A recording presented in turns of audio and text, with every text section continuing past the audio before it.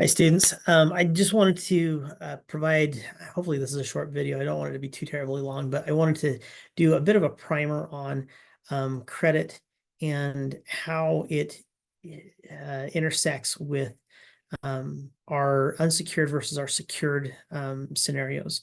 To give you just a little bit of background on me, when I graduated in 2009 from my program at the University of Florida, I was already licensed in Washington State.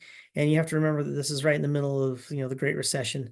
And so I went back to Washington State, and due to kind of the credit crisis that had come as part of that recession, there wasn't a lot of hiring. And one of the opportunities, though, that existed was that there was what we called a tidal wave of foreclosures. And so a lot of the work that I did in my early years of my practice was helping homeowners navigate credit issues, in particular in eliminating second mortgages on their homes, or helping them work through a foreclosure in an underwater property. And underwater meaning that they owed more than the property was worth because of the way that real estate values had fallen at the time.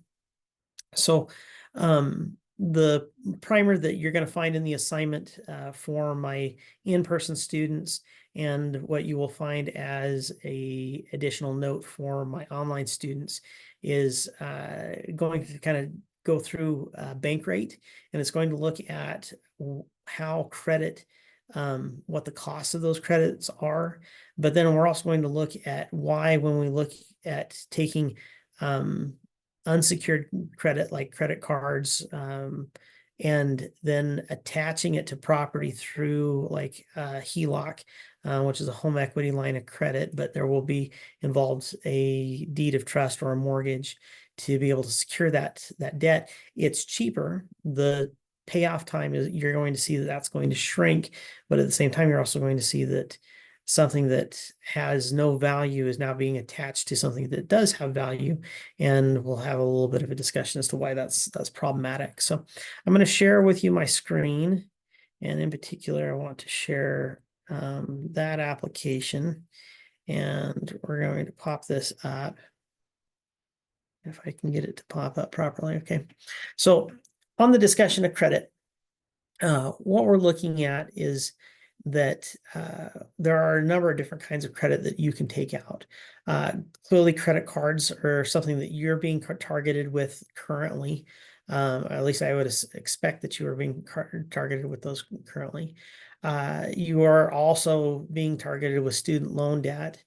Many of you have taken out car loans, and I'm sure that many of you hope that at some point in time that you're going to be able to take out a home loan. And I hope that that's going to be the case for you. So when we look at each one of these kinds of debt, though, they have a special categorization. And when we deal with credit cards, they are a form of unsecured debt, meaning that there is no property that they directly attach to. The only thing that they attach to is your promise to pay. Now, credit card is treated very differently from a bankruptcy standpoint, which we're going to study next week, and that those can be completely flushed in a bankruptcy proceeding. Whereas student loans are also unsecured and are based on your promise or the promise of your parents, depending upon how you took that out. But the federal government has said that those cannot go through a bankruptcy, that those are, you're still going to be responsible for. And very different from these two, or maybe not very different, but there's an additional aspect to it. When we go to an auto loan, it's secured. So you give your promise and you sign your document saying, I'm going to pay this debt. But in addition to your promise, the lender also has a right to come and repossess your automobile if you fail to make your payments. And so that's what makes it secured. Now, automobiles depreciate over time, and so they're not as valuable year two as they were year one, and certainly not year seven like they were year one. And so the likelihood that they're going to come after your personal promise as well goes higher the longer the loan is, and the more that remains unpaid or it becomes unsecured because of the valuation of the car. unlike the automobile, the homes have traditionally gone up in value, except for that really short period of time in 2009, 2008, maybe end of 2007, where home values dropped. And that was primarily because there was a large bubble in that category. There had been so much lending.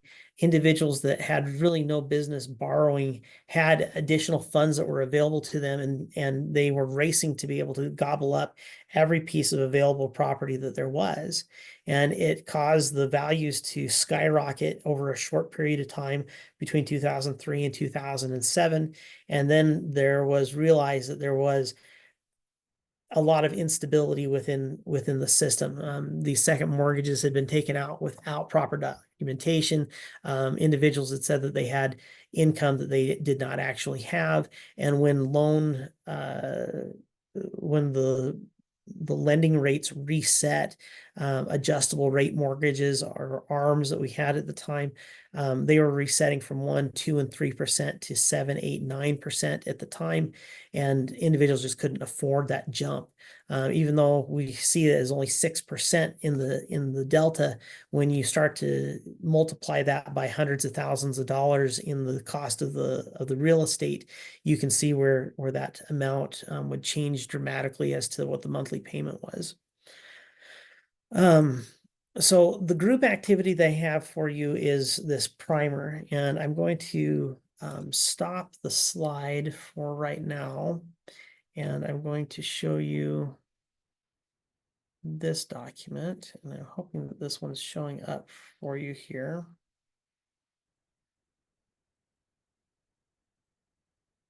I'll make sure that we need to stop that share and share this document. Okay. So this is the document that I have prepared for you, but it's really the second page, and it's this credit card and secured debt primer. And what I want you to do is I want you to go to Bankrate. And as you go to Bankrate, you're going to scroll down and you're going to select various calculators. And I wonder if I can just pop that one on. And let's also share that document instead.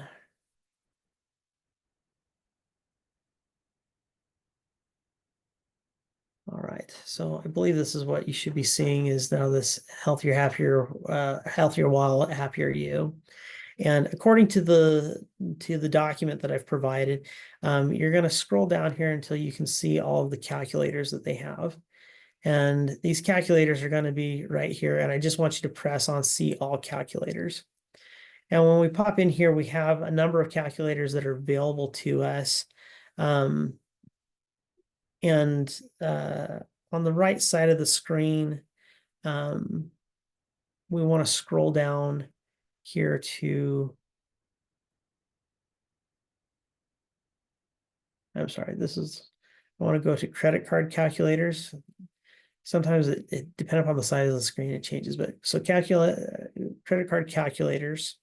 So what I want you to go to, and then I want to go to credit card minimum payment calculator, which is the second one here.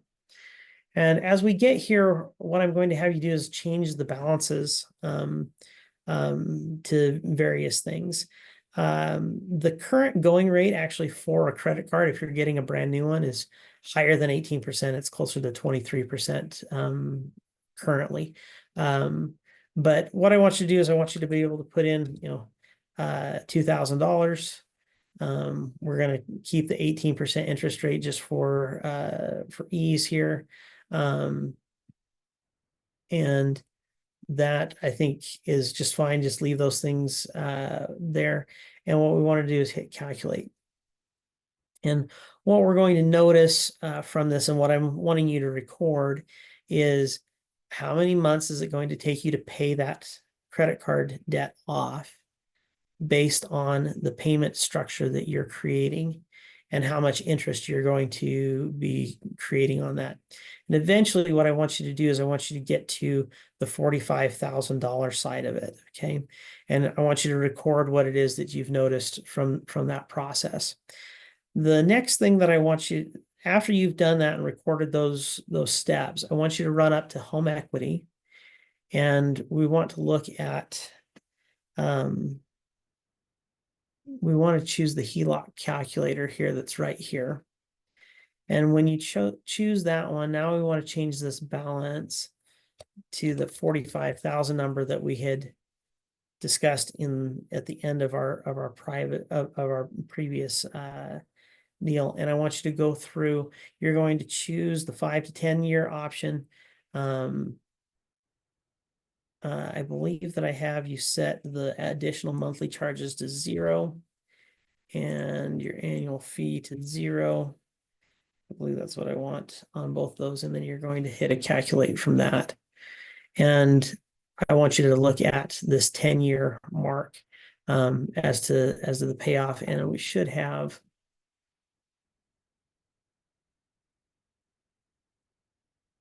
so you're going to pay this off in 120 payments of $522. And so it doesn't have the same minimum number of payments, number of months, but I want you to make those comparisons. And as you do that analysis, then we're going to flip back to our discussion that I have in relation to our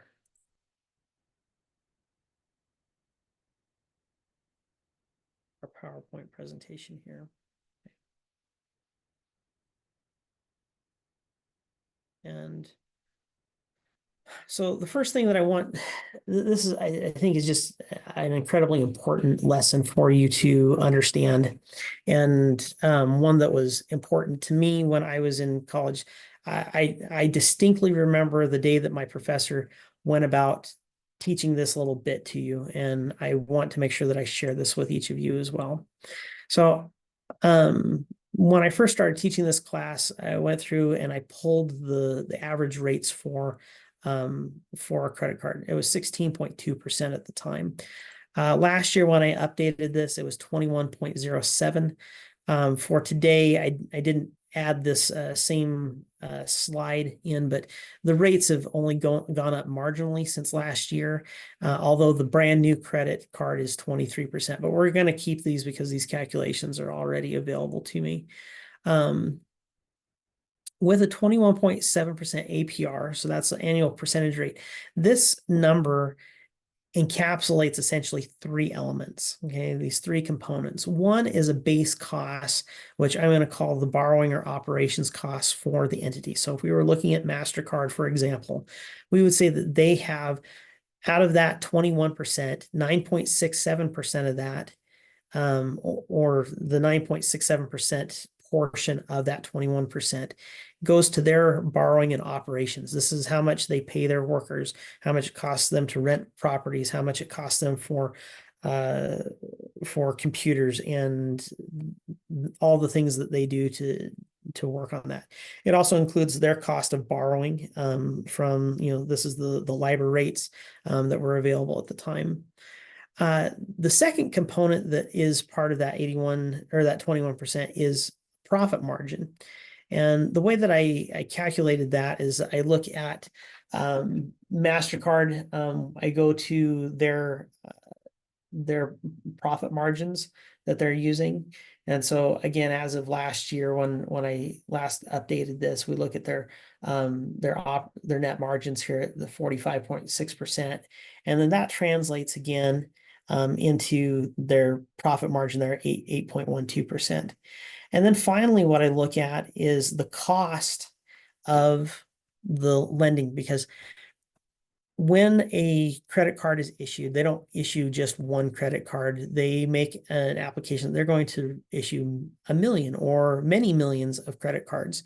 And they employ an actuary that comes in and says, based on the group that we're targeting and the number of credit cards that we're going to issue, we expect that we're going to see this many people default, file bankruptcy, fail to pay, whatever the math is.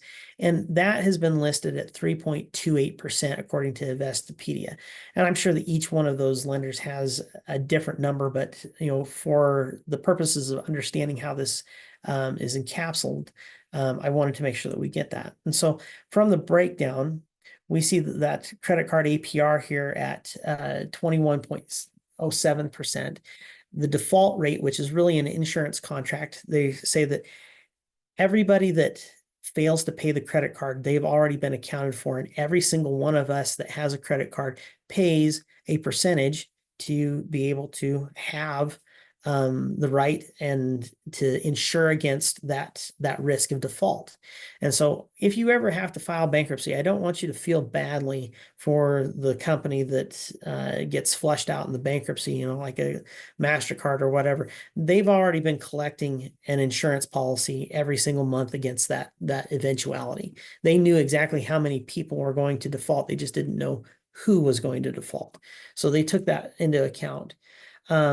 After we subtract the 3.28%, we're left with 17.79. MasterCard's profit margin there is 8.11, 8.12, and that leaves me with my mathematics as leftover. There's 9.67% that goes into their operations. Okay, and I think that this is interesting. I think it's a good way to be able to look at that credit card. So kind of mapping this, like I like to show you, is that we have a consumer and we have a retailer, and the consumer wants to buy goods. And so the retailer says you can have the goods, and in return, they will accept a credit card. Now, there is also a contract between the credit card company who issues it to you as the consumer, and they are going to be paid money for that. There is also a contract between the retailer and the credit card company where the credit card company is going to increase the sales of the retailer by allowing them to sell things on credit that they don't have to do it through themselves. And in return, the credit card company makes money. And so the credit card company actually gets paid on both sides of the transaction, once from us as consumer and once also from the retailer. And the way that they enforce this is basically you feel bad for defaulting on the credit card payment that you have. You may feel bad because you don't have credit. Maybe you need to have that credit available to you as a stopgap. There's cultural stigmatism. You feel bad for have to file a bankruptcy or to get sued or whatever it might be. Maybe it is the legal action that you're afraid of getting sued. I had lots of clients that were very, very concerned about that. Now, I already showed you the secured side primer that you were going to go through. And now we look at it again. So we have a buyer, we have our seller, and in this case, we typically have a home that's being sold and in return for cash. And the credit then comes from the bank in the form of a deed of trust against that home. And there's going to be payment from the buyer back to the credit to the bank. I apologize, I don't want to pop back on that. And the same enforcement issues are there, that we have that legal action in court, cultural stigmatism, but in addition to simply not losing the payment, and we're going to also lose the asset, which is the home. And that's really where the enforcement comes from. And so as we look at our difference between a credit card and a home loan, those two things, if I default on the credit card, really the only thing that can happen from the creditor side is that they can sue me, and I may be forced to pay them back. But typically, if I'm not able to pay that credit card debt, it's because there's something else that's fundamentally wrong. My income's not high enough. And usually it's because the income's not high enough, or I have other debts that I've run up. You know, maybe I've been I've obtained too much credit and have run it up in such a way that I can't manage it any longer.